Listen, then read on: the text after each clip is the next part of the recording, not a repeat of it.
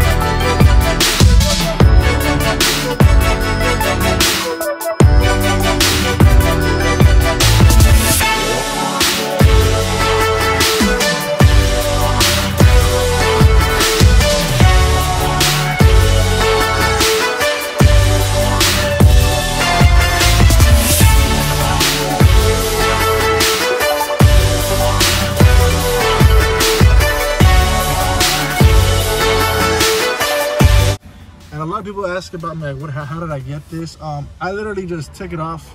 You could just, damn, I can't even see this shit.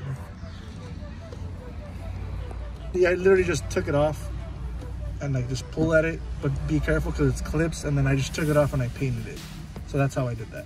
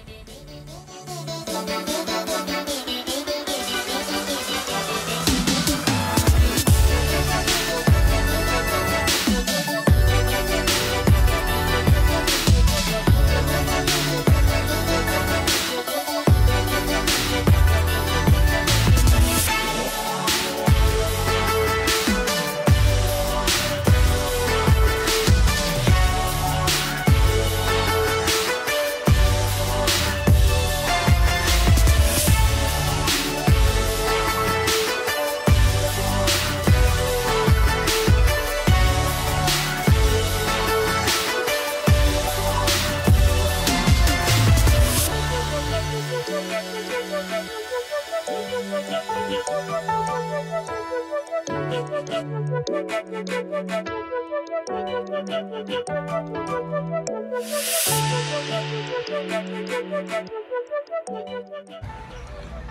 guys, so don't forget to get the roof because it's always gonna be dirty.